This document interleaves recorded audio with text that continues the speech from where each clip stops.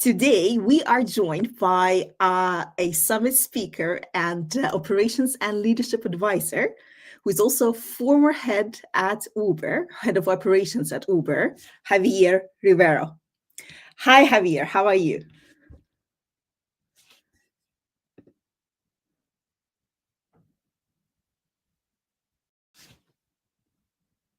Hello.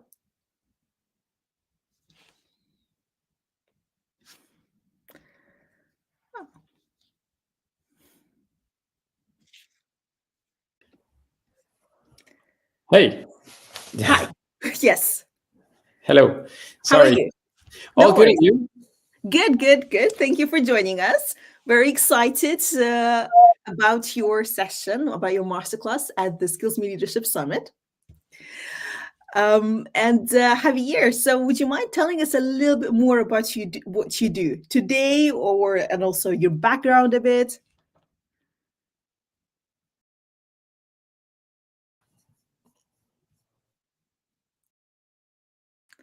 Shall I repeat my question? Just got cut off in the very beginning. Can you listen to me well? Yes, I can hear you now. Oh, okay, perfect. Yeah, sure, of course. I can tell you a little bit of my background, and also excited to be here and be part of the Skillsme Leadership Summit. So I'm Javier Rivero. I have a huge background in operations. Specifically, I started out in the manufacturing sector back at Philip Morris, doing a lot of continuous improvement activities, mostly with operations teams inside the supply chain, inside manufacturing, quality assurance, etc. And from that, I jumped into the tech world at Uber as an operations manager as well, in which I got the opportunity to see a pretty high contrast on how things are done in tech versus regular or traditional operations. So this is where I started the journey on learning basically the main things that tech are distinguished for, which is basically their agility and their ability to move fast and learn and iterate versus the traditional industry. So I find these comparisons really interesting with the traditional industry, since my challenges at Uber revolved around, again, scaling the operations for the support teams, specifically for drivers here in Latin America. So part of my responsibilities was to oversee the in-person customer support Uber provided for drivers. So that meant overseeing a team of over 150 plus customer service representatives, supervisors, and managers. So it meant it was a big operations, and it demanded a lot of time around people management. So I would say my background consists mainly on, I would say it's a mix of 50-50 people management slash leadership roles, and 50% strategic thinking, strategic planning, and making sure that the impact that you have on the business is reflected on your teams. Because as you have bigger teams, of course, the people related day-to-day issues are, of course, higher. So you need to put a lot of resources and focus on dealing with people related stuff, but also trying not to put less attention to the operation itself side of things. So I'm really passionate about mixing these two, let's say, areas. So right now I am a leadership and operations advisor. So what I try to do is I try to bring all of my expertise and some of the learnings that I had back at Uber, helping small to mid to big sized, usually startups, tech startups, so that they can not only improve their processes, but also avoid some of the mistakes that I've done in the past while scaling teams and managing big teams and operations. So that's mainly what I do right now. Usually my clients go from small teams of 7-8 people to Series A, going to Series B companies that are fastly or quickly growing. So the challenges themselves are a little bit different depending on the size of the company, but overall in the same, I would say, is a matter of doing leadership right and management right. Oh, makes sense. Makes sense. So for people who are, new to this whole agile approach, can you give us a bit of insight? So what's the key difference between the agile leadership approach or versus the traditional approach? And also, why is it important for emerging leaders to, learn the agile approach to leadership? Sure. I guess the main difference is the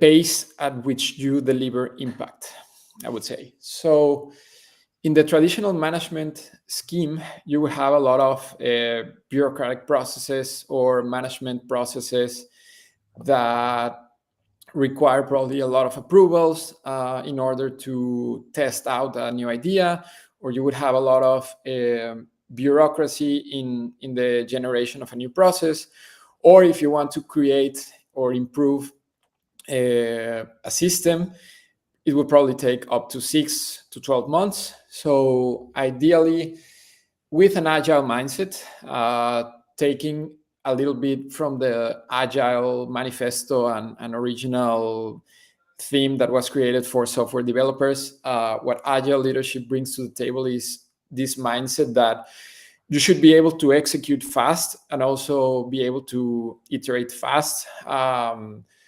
with a team that is also on board with the mission, or how I like to call it, the purpose of your team or company.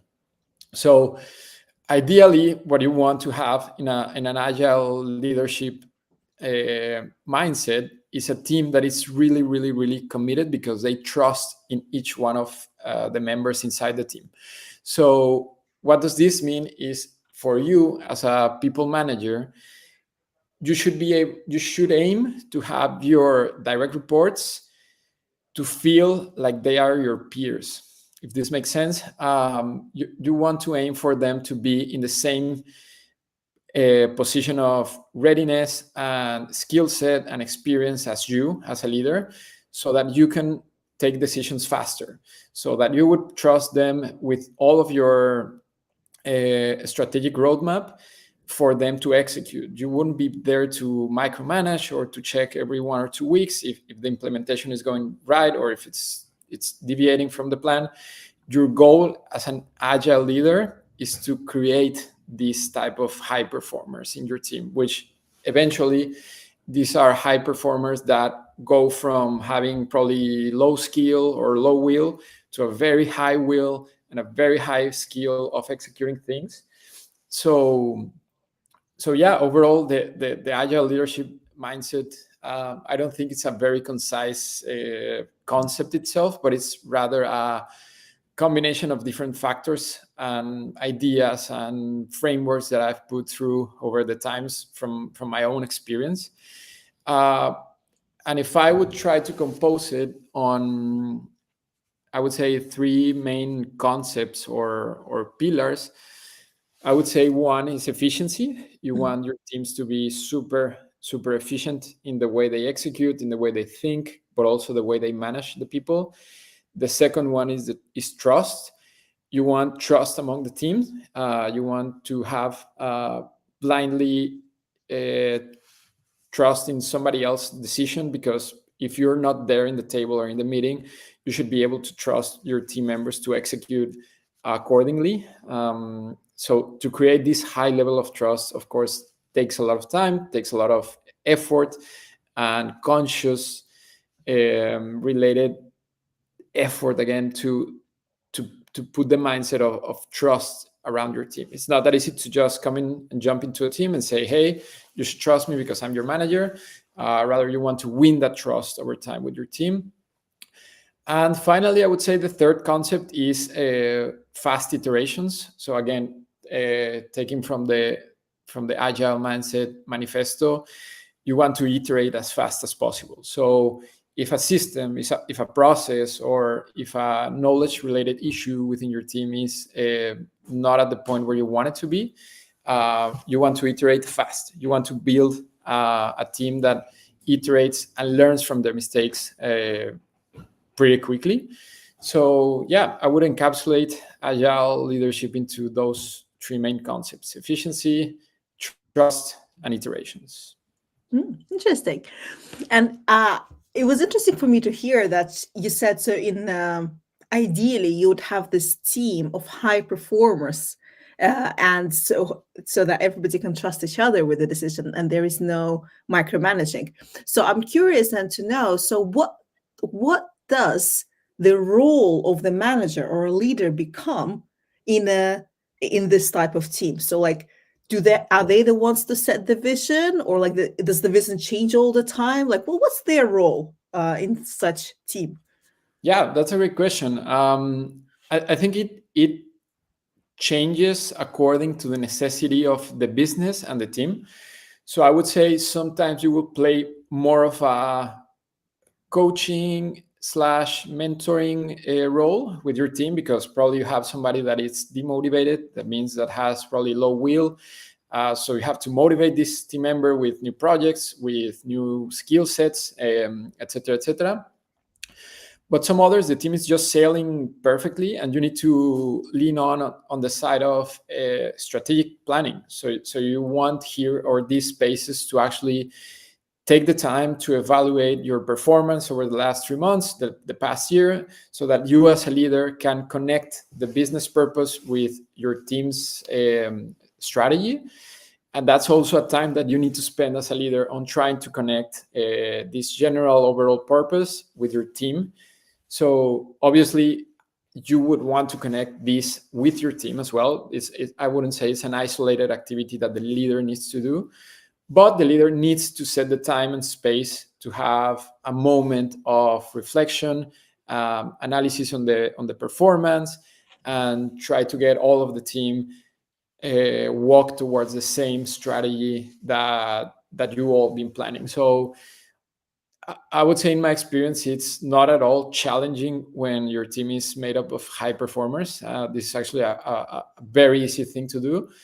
But from my experience as an advisor, I usually see teams that are trying to build a strategic roadmap without having trust within their team. So I think this is a major mistake, because you will try to force your team towards something that you will never going to reach, because if you don't have enough trust with your team, or you haven't put in the effort to build a super strong team, whatever you do in the strategic side, or no matter how many action plans you develop, you're not going to be there, or you're going to take at least 1 or 2 years to get there.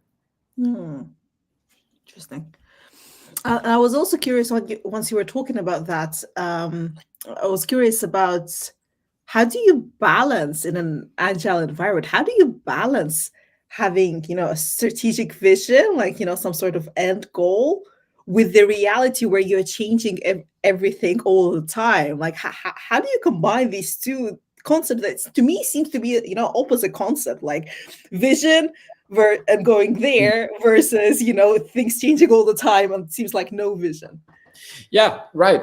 So you need to be careful on defining these short roadmaps. Ideally, I like to work on a quarterly based sprints, meaning that you define your 3-month action plan, and you shouldn't deviate much around that specific strategic plan. But also, you also need to define the success metrics for each one of the things that you're doing, which again, I don't think it's talked about enough, because people don't spend much time defining the success metrics, or try to just imagine the top level KPI, which is not the same. So ideally, you want to create those OKRs in a 3-month setting, so that you're iterating fast. At least for me, 3 months it's fast. You can iterate every week if you want, depending on the scale of the startup. I remember the last month I was helping this US-based startup, and the roadmap kept changing every week, I think, or every 2 weeks. But the overall mission and purpose stayed the same. So you have to iterate fast and learn from the mistakes from that week or those 2 weeks. and as a leader, take the time to come back and analyze what happened, what was the deviation. And sometimes you would even notice that you never had a success metric to begin with. So you're not necessarily comparing success to anything because you don't know what success looks like. So that's why I think the time and resources needed to be put into this specific time of planning should be enough so that the team knows where they're headed. Mm-hmm.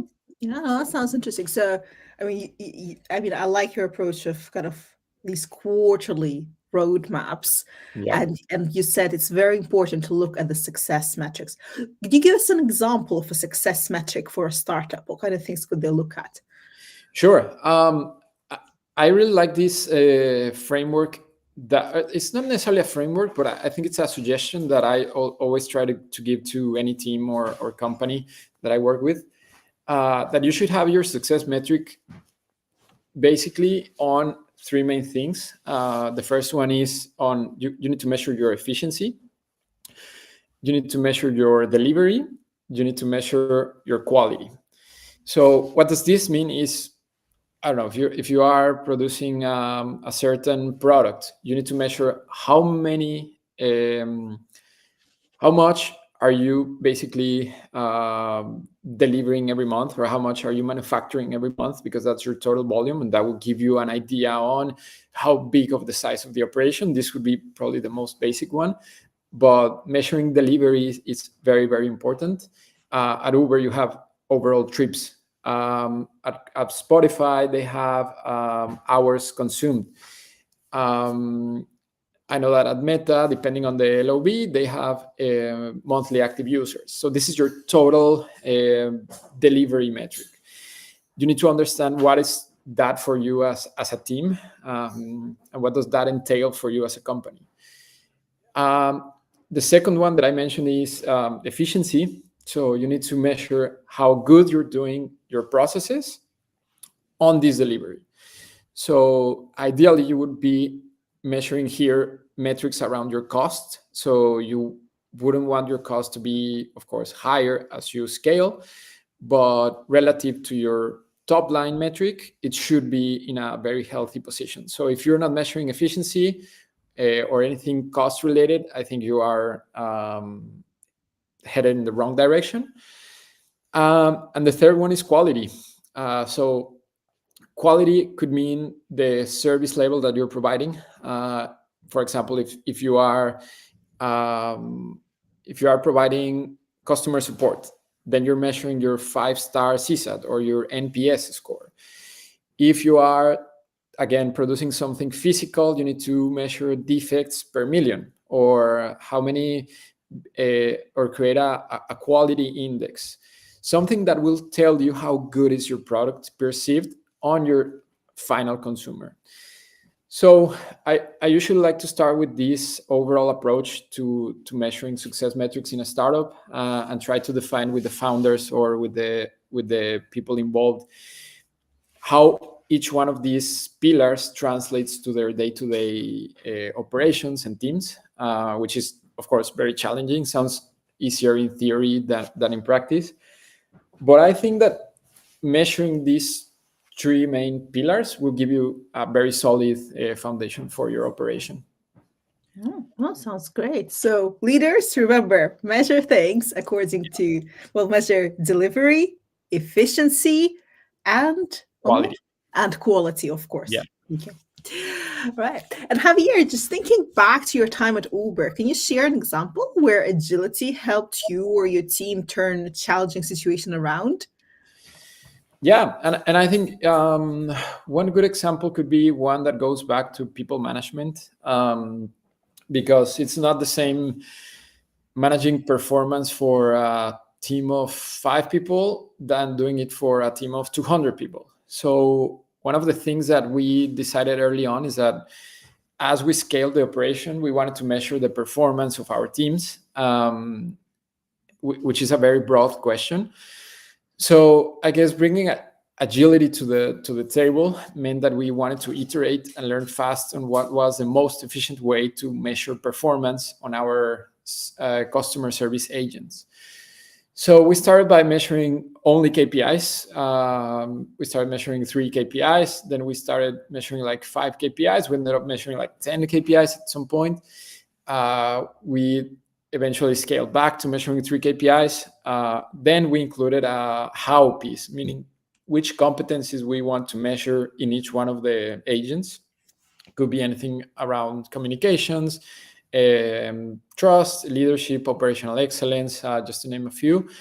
So we tried to include those with the operations performance, which in itself was challenging because you need to standardize criteria among 200 or 400 people. So I guess iterating together with the supervisors and managers every 3 or 4 months, in which we sat down and said, okay, is this performance management system working? Should we adjust? Should we remove? Should we add? So in the end, we ended up with a pretty robust, or I would say rather lean performance management approach to all of the customer service agents that was later replicated among US globally. So I think the key takeaway here was iterating fast on the things that we were trying to measure. Okay. Good. And Javier, I think I'll ask you the last question, like to do with agility, and that is, what advice would you give starting leaders, like one piece of advice to help them build, truly agile, successful teams? I think the first one is have the courage to iterate and to challenge the status quo. Usually when I talk to people during my mentorships, the one thing that is holding people back from starting to do agile leadership is the fear of challenging the status quo. They usually are in a mindset of not trying to change too many things in their processes.